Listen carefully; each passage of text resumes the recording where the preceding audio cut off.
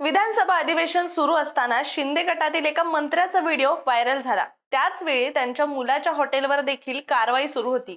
तुम्हाला कदाचित लक्षात आलंच असेल की मी कोणाबद्दल बोलतेय। सामाजिक न्याय मंत्री संजय शिरसाट यांच्याबद्दल। संपत्ती आणि आरोप यांच्या भोवऱ्यात वारंवार सापडणारे शिरसाट पुन्हा एकदा चर्चेत आलेत। पण यावेळी कारण ठरलंय रोहित पवारांचे गंभीर आरोप आणि सिडकोच्या अध्यक्षपदावर असताना झालेल्या कथित घोटाळ्याचे पडसाद। आता मोठा प्रश्न असा आहे की या आरोपांमुळे शिरसाटांच्या अडचणीत खरोखरच वाढ होणार आहे का? चला तर यासोबतच जाणून घेऊया संजय शिरसाट नेमके आहेत तरी कोण। नमस्कार, मी रामेश्वरी आणि तुम्ही पाहताय cut to cut. Sanjay Shirsat हे छत्रपती संभाजीनगर पश्चिम मतदारसंघातून 4 वेळा निवडून आलेले आमदार। नुकत्याच झालेल्या निवडणुकीत त्यांनी ठाकरे गटाच्या राजू शिंदे यांचा पराभव करून 16,000हून अधिक मतांनी विजय मिळवला। 2000 साली संभाजीनगरमध्ये नगरसेवक म्हणून राजकारणात त्यांनी प्रवेश केला। त्यानंतर 2001 मध्ये महापालिकेचे सभागृह नेते ते राहिले होते। त्यानंतर 2009 पासून सलग 4 वेळा ते आमदार राहिलेत आणि आता चौथ्या टर्मला 2024 मध्ये सामाजिक न्याय मंत्री पदाची त्यांनी शपथ घेतली। संजय शिरसाट हे एकनाथ शिंदे यांच्या जवळचे असल्याचं बोललं जातं। ज्यावेळी एकनाथ शिंदे यांनी बंड केला तेव्हा शिरसाटांनी शिंदे यांचा हात धरला। त्यानंतर महायुतीमध्ये त्यांना मंत्रिपदाची इच्छा होती, मात्र त्यांना मंत्रिपद दिलं नाही आणि सिडकोचे अध्यक्ष करण्यात आलं। याच काळात सिडकोच्या अध्यक्षपदी असताना संजय शिरसाट यांनी भ्रष्टाचार केल्याचा रोहित पवार यांनी आरोप केला। चला तर रोहित पवार नेमकं काय म्हणाले होते पाहूयात। रोहित पवारांनी शिरसाटांवर थेट 5,000 कोटींच्या भ्रष्टाचाराचा आरोप केला। त्यांच्या मते सिडको अध्यक्ष असताना शिरसाट यांनी नवी मुंबईतील 15 एकर जमीन बिवलकर कुटुंबाला नियम मोडून दिली आणि या जमिनीची किंमत तब्बल 5,000 कोटी असल्याचा दावा पवारांनी केलाय। रोहित पवार यांनी असंही म्हटलं की स्थानिक भूमिपुत्रांच्या संघर्षाच्या पार्श्वभूमीवर ही जमीन गरिबांसाठी वापरली जाऊ शकली असती, पण इतिहासासाठी मराठा साम्राज्यास गद्दार म्हणून उल्लेखलेल्या बिवलकर कुटुंबाला ही जमीन पुरवणं म्हणजे स्थानिक समाजाशी गद्दारी आहे। रोहित पवार यांनी मुख्यमंत्री देवेंद्र फडणवीस यांना संजय शिरसाट यांचा ताबडतोब राजीनामा घ्यावा आणि या प्रकरणाची चौकशी स्पेशल टास्क फोर्स किंवा निवृत्त न्यायाधीशांच्या माध्यमातून करण्यात यावी अशी मागणी देखील केली। या वक्तव्यामुळे राजकीय वातावरण तापलं असून पुढे सरकार यावर काय भूमिका घेते याकडे सर्वांचं लक्ष लागलं आहे। मात्र हे पहिल्यांदाच घडत नाहीये। शिरसाट ते त्यांच्या संपत्तीमुळे याआधी सुद्धा चर्चेत आले आहेत। चला तर त्यावरही एक नजर टाकूया। पावसाळी अधिवेशनाच्या दरम्यान हॉटेल रूम मधला शिरसाट यांचा एक व्हिडिओ समोर आला होता। रूम मधील एका बॅगेत कोट्यावधींची रोकड असल्याचं त्या व्हिडिओ दिसत होतं असा आरोप विरोधकांनी केला।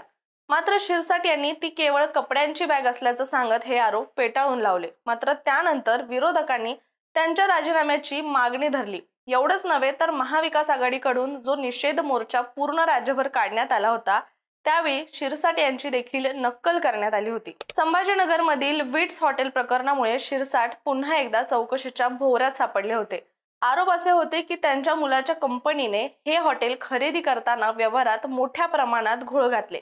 या हॉटेलची किंमत 110 कोटी रुपये असताना ते केवळ 67 कोटी रुपयांना संजय शिरसाट यांच्या मुलाने विकत घेतलं असा आरोप संजय राऊत यांनी केला होता। या प्रकरणाची चौकशी करण्याचे आदेश मुख्यमंत्री फडणवीस यांनी दिले होते। सांगितलं जातं की यासाठी देखील एकनाथ शिंदे यांनी अमित शहा यांची भेट घेतली होती, कारण याच वेळी एकनाथ शिंदे यांचे पुत्र श्रीकांत शिंदे यांच्यावरही कारवाईची टांगती तलवार होती। मात्र या सगळ्यात भर पडली ती आयकर विभागाच्या नोटिसीनं। संजय शिरसाट यांच्या संपत्तीत 2019 ते 2024 या कालावधीत 10 पट वाढ झाल्याचं आयकर विभागाने नोंदवलं आहे। हाच मुद्दा लक्षात घेऊन त्यांना 10 जुलै 2025 रोजी नोटीस बजावण्यात आली। या नोटिशीत त्यांना त्यांच्या मालमत्तेतील या प्रचंड वाढीचं स्पष्टीकरण द्यायचं आहे। सुरुवातीला 9 जुलैपर्यंत उत्तर द्यायची मुदत होती, मात्र शिरसाट यांनी वेळ वाढवून मागितली। नोटीस मिळाल्यानंतर त्यांनी कबूल केलं आणि विरोधकांकडून तक्रारी गेल्यामुळे ही कारवाई झाली असल्याचं सांगितलं।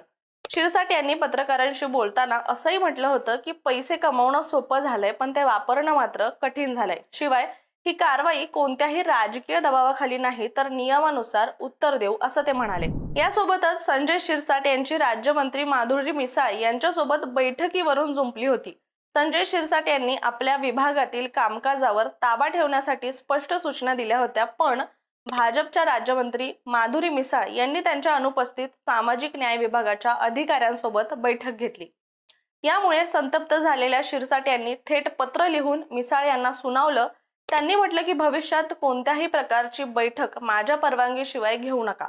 विभागीय अधिकारी फक्त कॅबिनेट मंत्र्यांच्या आदेशानुसार काम करतील। त्याला प्रत्युत्तर देताना माधुरी मिसाळ यांनी देखील पत्राच्या माध्यमातूनच उत्तर दिलं।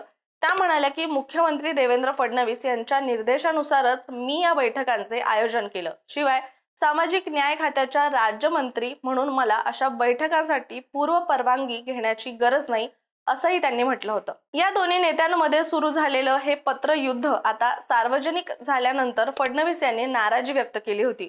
त्यांनी स्पष्ट सांगितलं की राज्यमंत्री यांना काही अधिकार आहेत, परंतु धोरणात्मक निर्णय आणि मोठे आदेश फक्त कॅबिनेट मंत्रीच देऊ शकतात।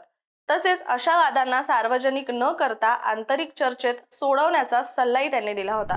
मात्र एवढे सगळे आरोप संजय शिरसाट यांच्यावर झाले, जसं की हॉटेलमध्ये पैशांची बॅग सापडली, बेस्ट हॉटेल व्यवहाराची चौकशीचे आदेश दिले, त्यातही पुढे काही झालं नाही, आयकर विभागाच्या नोटिसीला कोणतंही उत्तर नाही आणि आता रोहित पवारांचा आरोप।